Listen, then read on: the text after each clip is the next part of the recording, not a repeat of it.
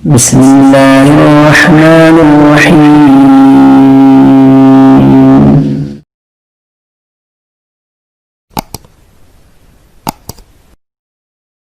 Assalamualaikum warahmatullahi wabarakatuh. Alhamdulillahirrabbilalamin. Wassalatu wassalamu ala asyrafil anbiya'i wal mursalin wa ala alihi wa sahbihi ajma'in. Apa kabar kawan-kawan semua? Mudah-mudahan kawan-kawan sehat semua dan dalam bimbingan Allah Subhanahu wa taala. Oke kawan-kawan sekalian, pada kesempatan ini kita akan membahas tentang dahsyatnya amalan-amalan di hari Asyura. Kawan-kawan sekalian, kalau kita lihat sejarah, banyak kisah-kisah kejadian-kejadian yang terjadi pada 10 Muharram. Di antaranya adalah kita lihat diterimanya taubat Nabi Adam itu pada 10 Muharram. Kalau kita lihat lagi, berlabuhnya kapal Nabi Nuh itu pada 10 Muharram. Selamatnya Ibrahim dari bara api itu pada 10 Muharram. Bahkan kalau kita lihat keluarnya Nabi Yusuf dari penjara itu pada 10 Muharram.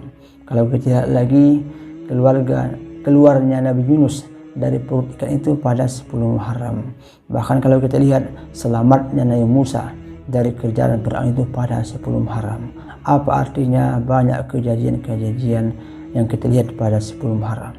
Kawan-kawan sekalian, apa sebenarnya amalan-amalan yang disunahkan, dianjurkan, ditekankan kepada kita pada 10 Muharram?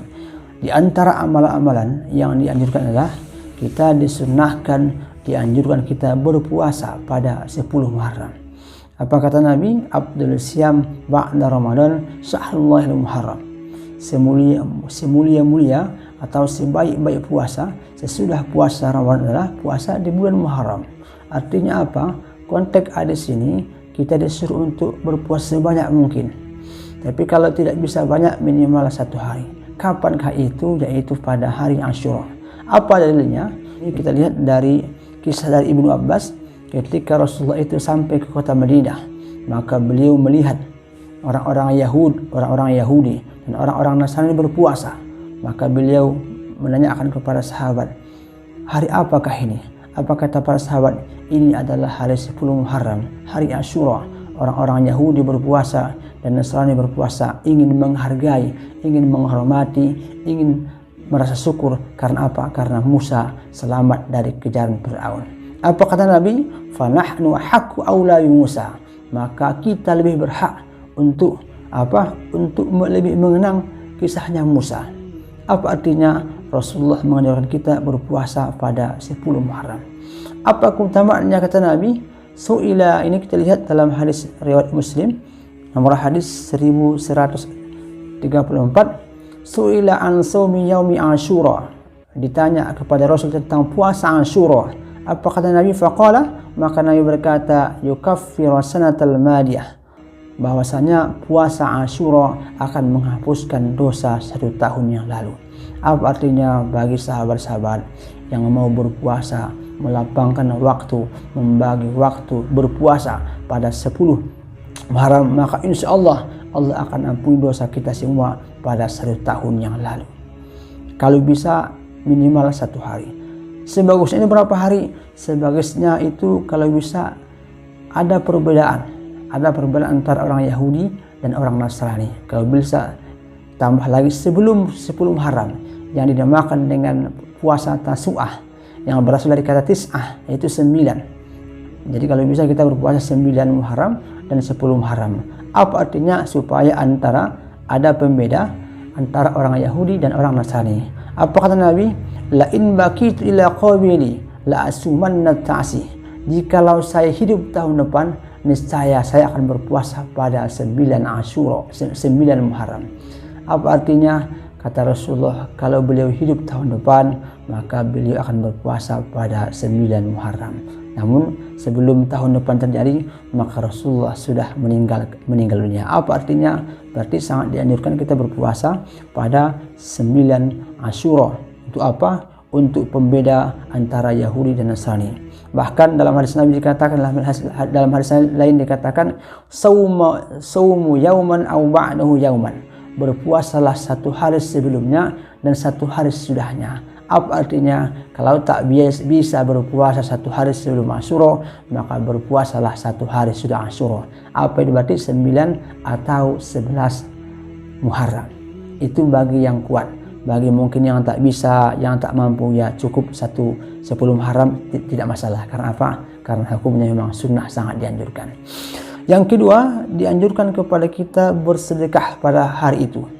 Apa kata Nabi dalam hadis riwayat Muslim? Man wassa'a ala nafsihi wa ahlihi yauma Asyura wassa'allahu ala sa'iri sanah. Man wassa'a, siapa yang meluaskan, melapangkan atau bersedekah ala nafsihi, kepada dirinya, wa ahlihi, dan keluarganya, wassa'allahu ala sa'iri sanah, maka Allah akan meluaskan rezekinya 1 tahun yang akan datang.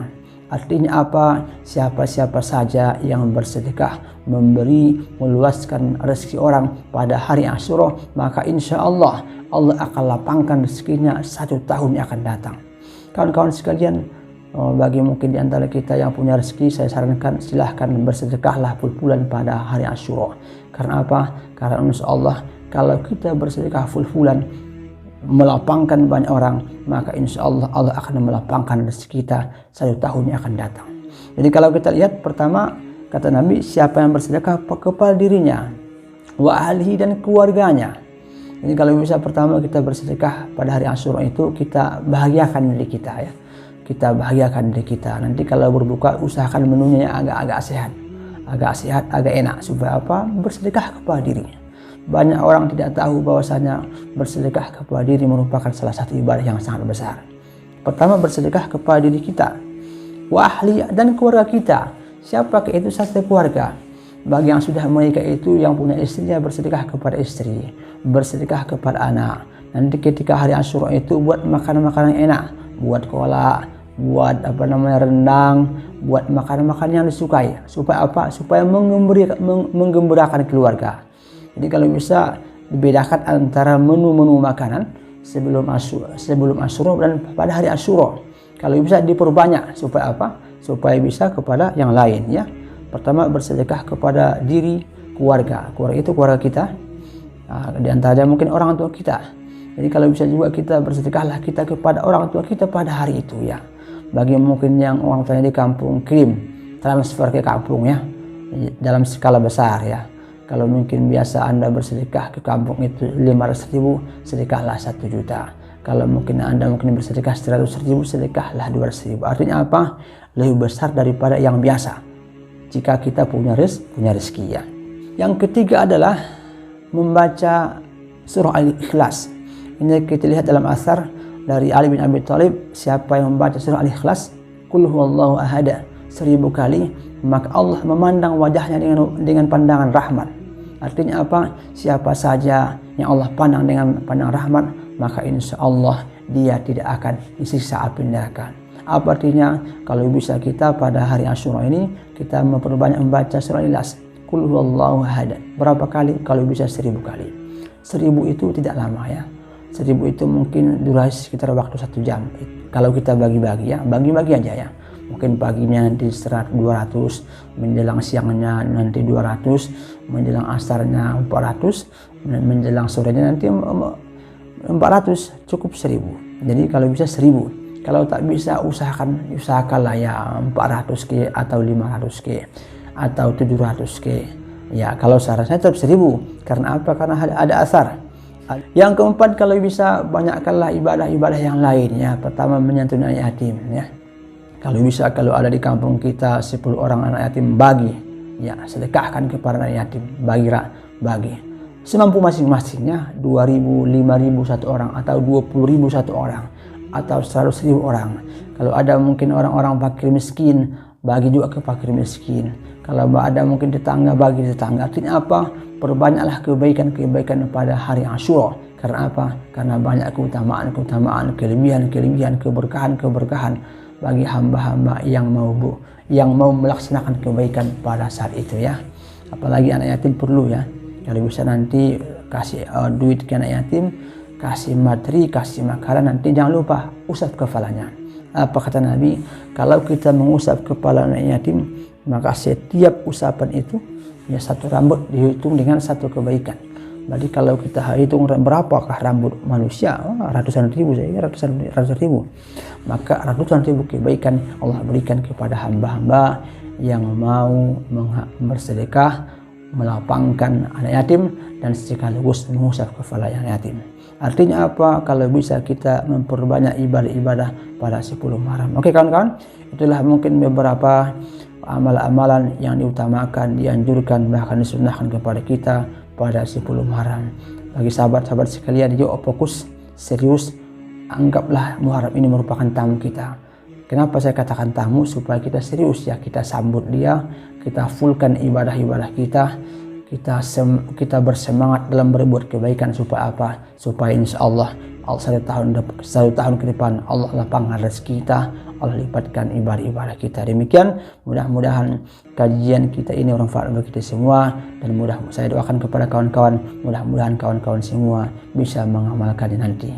Oke ya, jangan lupa subscribe, like, and share. Mudah-mudahan menjadi amal jariah bagi sahabat-sahabat semua.